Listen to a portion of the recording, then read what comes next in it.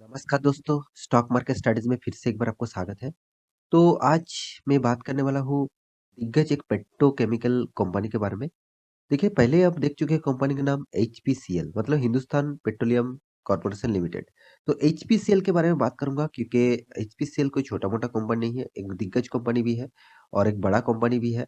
साथ ही साथ इस कंपनी के बारे में क्यों बात करूंगा सबसे पहले बता दूं क्योंकि कंपनी का जो फाइनेंशियल रिजल्ट है क्वार्टर 3 का वो रिजल्ट पिछले दिनों में आया था और आज कंपनी ने किस तरीके से परफॉर्मेंस किया और फ्यूचर के लिए कंपनी किस तरीके से परफॉर्मेंस कर सकते हैं, सारे के सारे डिटेल्स और डेटा यहाँ पे आपको दिखाने वाला हूँ। तो वीडियो को पूरा देखिए और अभी तक आपने इस चैनल को सब्सक्राइब नहीं किया तो जरूर सब्सक्राइब कर लीजिए क्योंकि आपको daily basis stock market information and update चाहिए तो इस चैनल में बने रहिए। तो चलो फटाफट देख लेते हैं आज के स्टॉक के बारे में। तो सबसे पहले मैं चार्ट पैटर्न के ऊपर आ चुका हूँ, यहाँ पे देख सकते हैं भाई पिछले दिनों में क्लोजिंग क्या था 291.50 और आज के दिन का हाई कितना हुआ 294.50 मतलब एक जबरदस्त गैप अप में ओपन हुआ। उसके बाद मार्केट में थोड़ा सा रिकवरी हुआ क्योंकि मार्केट में ही थोड़ा सा रिकवरी हुआ था। निफ्टी थोड़ा सा गिरावट हुआ था गैप अप में ओपन होने के बाद।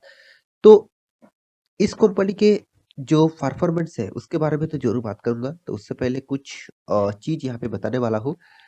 एक्चुअली देखा जाए कंपनी गवर्नमेंट का कंपनी है।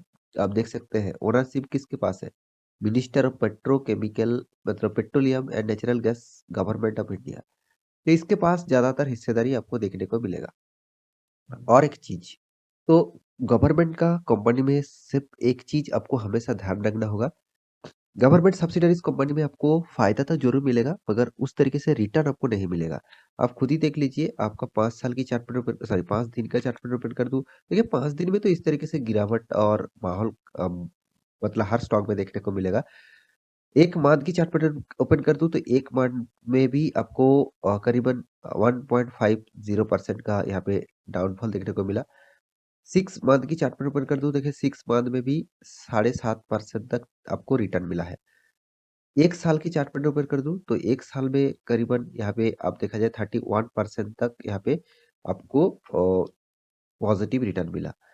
5 साल में क्या हुआ, 5 साल में 20% तक नेगेटिविटी। और मैक्सिमम चार्ट पैटर्न ओपन कर दूं तो मैक्सिमम देखिए 700% से भी ज्यादा आपको रिटर्न मिल चुके हैं। क्योंकि इसका जो जो मतलब बन रहा है, इसका मतलब क्या है, इसका मतलब कंपनी पहले देखिए बहुत सालों तक मतलब जब से स्टार्ट हुआ उसके बाद बहुत दिनों तक यहाँ पे एक साइड बेसिस पैटर्न में कंपनी चल रहा है, एक साइड बेसिस पैटर्न में कंपनी चल रहा है। आप खुद ही देख लीजिए, यहाँ पे टोटली देखा जाए जो परफॉर्मेंस है यहाँ से स्टार्ट हुआ और यहाँ का परफॉर्मेंस देख लीजिए, इस तरीके से परफॉर्मेंस यहाँ पे क्या हुआ, टोटली साइड बेसिस पैटर्न। तो टोटली यहाँ पे साइड बेसिस पैटर्न आपको चल रहा है। तो यहाँ पे बहुत दिनों के साइड बेसिस पैटर्न में चलने के बाद यहाँ पे आप देख सकते हैं बहुत दिनों के साइड बेसिस पैटर्न चलने के बाद उसके बाद यहाँ पे एक तेजी आपको देखने को मिला है और उसके बाद फिर से देखिए डाउनफॉल और उसके बाद फिर से साइड बेसिस। देखिए मैं पेट्रोकेमिकल कंपनी के ऊपर भरोसा रखता हूँ। आप रिलायंस इंडस्ट्रीज वो भी एक पेट्रोकेमिकल कंपनी है, एक ऑयल रिफाइनरी कंपनी है। तो फिर भी देखिए उसके मतलब उस कंपनी का परफॉर्मेंस और इस कंपनी का परफॉर्मेंस आप दोनों को कंपेयर करेंगे तो बहुत अंतर होगा क्योंकि दोनों का जो फिगरेशन है, दोनों का मार्केट कैपिटलाइजेशन है और दोनों का बिजनेस करने का मॉडल और स्टाइल दोनों ही अलग है। क्योंकि देखिए सबसे पहले मैं बता दूं, वो प्राइवेट कंपनी है मतलब वो एक इंडिविजुअली कंपनी है, प्राइवेट कंपनी। और यहाँ पे इसका जो ओनर है वो गवर्नमेंट है। और गवर्नमेंट के हमेशा एक चीज हमेशा जो फोकस होते हैं वो है कस्टमर और सबको सर्विसेज देना, कस्टमर को सर्विसेज देना। उससे पैसा कमाना गवर्नमेंट का फर्स्ट प्रायोरिटी नहीं होते हैं। तो इसीलिए गवर्नमेंट क्या करते हैं, ज्यादातर कंपनी के ऊपर कंपनी को चलाने के लिए वो ज़्यादातर लोन ले लेते हैं, ज़्यादातर कर्जा ले लेते हैं। तो इसी का इफ़ेक्ट इस कंपनी के ऊपर भी थोड़ा-सा देखने को मिला है। तो उसी के बारे में बात करूँगा तो एक-एक करके आप देख लीजिए। तो सबसे पहले आज के दिन का जो तेज़ी, इसके पीछे कारण अब एक बार आपको दिखा दूँ, इसका क्वार्टर 3 का रिज़ल्ट। तो क्वार्टर 3 का कंपनी ने किस तरीके से रिज़ल्ट किया वो एक बार देख लीजिए। यहाँ पे कंपनी का जो रिज़ल्ट है, टोटल जो इनकम हुआ और इनकम को सारे के सारे जोड़कर एक साथ देखा जाए तो करीबन 1 लाख 3,000 से भी ज़्यादा यहाँ पे फिगर दिखा रहा है। देखिए फिगर आपको लाखों में हो, करोड़ों में हो, कुछ भी हो, आपको सिर्फ फिगर देखना है। यहाँ पे एक्चुअली देखा जाए तो लाखों में है, तो यहाँ पे जो फिगर दिया गया है वो सॉरी करोड़ में है। तो यहाँ पे जो फिगर दिया गया है वो अच्छा खासा फिगर है, करोड़ों में है, करीबन 1 लाख 3,000 करोड़ से भी ज्यादा। पिछले क्वार्टर में कितना था? 88,049 करोड़। इसका मतलब क्या है? तो पिछले क्वार्टर में जो फिगर था और 88,000 करोड़ और पिछले सालों में देखिए 78,000 करोड़। इसका मतलब क्या है? कंपनी ने जबरदस्त यहाँ पे अच्छा खासा यहाँ पे प्रॉफिट को सॉरी इनकम को ग्रोथ किया है। उसके बाद बारी आती है कंपनी का एक्सपेंस की। एक्सपेंस भी कितना किया है वो भी आपको देखना चाहिए। अच्छा खासा इनकम हो गया वो तो देख लिया, मगर एक्सपेंस कितना हुआ वो भी आपको देखना चाहिए। अब देख लीजिए एक्सपेंस कितना हुआ, 1 लाख करोड़ और करीबन 1 लाख 2 हजार करोड़ से भी ज्यादा। और पिछले क्वार्टर में क्या था? 85,600 और पिछले साल में था 75,000। इसका मतलब क्या है? कंपनी हर साल में इनकम जिस तरीके से कर रहा है उसी तरीके से एक्सपेंस को भी बढ़ा रहा है। तो कंपनी का एक्सपेंस बढ़ते जाए कोई बात नहीं, मगर कंपनी का अगर इनकम नहीं बढ़ रहा है तो बहुत दिक्कत होगा फ्यूचर में। तो यहाँ पे इनकम जबरदस्त हो रहा है, कोई बात नहीं। चलो अब टैक्सेस के बारी, तो कंपनी का टैक्सेस देने का बारी। तो कंपनी किस तरीके से टैक्सेस देने के बाद हाथ में क्या प्रॉफिट है वो भी देखना चाहिए। तो यहाँ पे कंपनी ने टैक्स पे किया, तो टैक्स पे करने के बाद कंपनी के हाथ में आया नेट प्रॉफिट। तो नेट प्रॉफिट के बारे में बात करूं तो करीबन करीबन 868 करोड़। तो यहाँ पे प्रॉफिट जो हुआ वो अच्छा खासा प्रॉफिट हुआ, 868 करोड़। मगर पिछले सालों में बहुत बहुत अच्छा प्रॉफिट हुआ था, 1900 करोड़।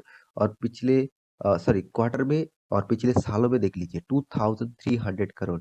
इसका मतलब क्या है?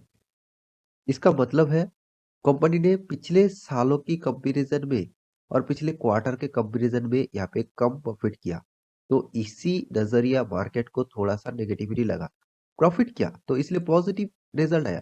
तो इसके लिए मार्केट में देखिए, जब मार्केट ओपन हुआ तो एक गैप अप में ओपन हुआ। उसके बाद इन्वेस्टर ने सोचा जो एक्चुअली पिछले सालों में और पिछले क्वार्टर के हिसाब से यहाँ पे जो एस्टिमेट कंपनी ने किया था वो एस्टिमेट यहाँ पे डाउन हो चुके हैं, मतलब एस्टिमेट एस्टिमेट ब्रेक नहीं कर पाया, तो इसीलिए मार्केट को एक नेगेटिविटी आया। तो इसलिए स्टॉक में भारी भरकम मतलब फिर से रिकवरी हुआ। तो आपको हमेशा इस चीज के ऊपर ध्यान रखना होगा कि आप जिस स्टॉक में निवेश कर रहे हैं उस स्टॉक का फ्यूचर क्या है और साथ ही साथ फ्यूचर वो कंपनी किस तरीके से काम कर रहा है। मुझे इस कंपनी का रिजल्ट उतना खास नहीं लगा, क्योंकि देखिए कंपनी का रिजल्ट अच्छा होना चाहिए था। एटलीस्ट कोई भी क्वार्टर से कंपैरिजन में ज़्यादा होना चाहिए था। मगर पिछले सालों की कंपैरिजन करूँ तो वहाँ पे भी कंपनी का प्रॉफिट कम। पिछले क्वार्टर से भी कंपैरिजन करूँ तो वहाँ से भी प्रॉफिट कम।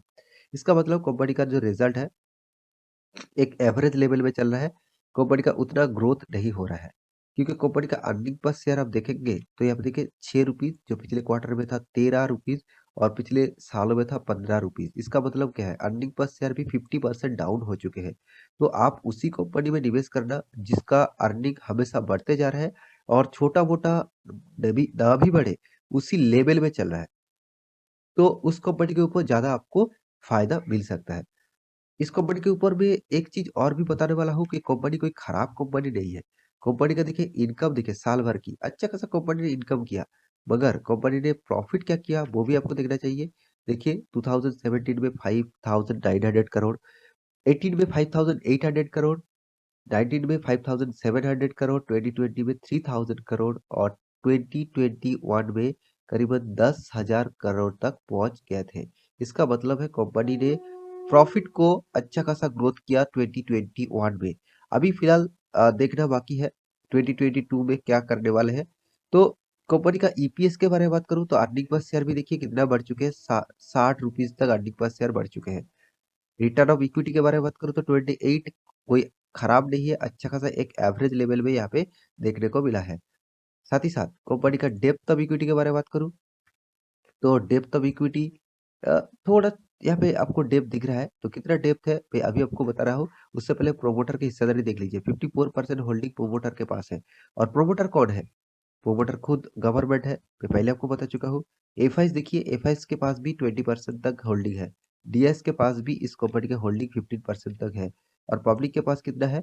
पब्लिक के पास 9.5%। अदर्स के पास भी 0.01% तक होल्डिंग है। तो तो कंपनी कितना कर्जा लेके बैठे हैं वो भी आपको देखना चाहिए। देखिए पहले था 6000 करोड़, अभी फिलहाल के लिए 27,000 करोड़ तक कर्जा हो चुके हैं। कंपनी का लॉन्ग टर्म बोरिंग मतलब लॉन्ग टर्म के लिए जो कंपनी ने कर्जा लेके बैठे हुए हैं, उसी के बारे में बात कर रहा हूँ।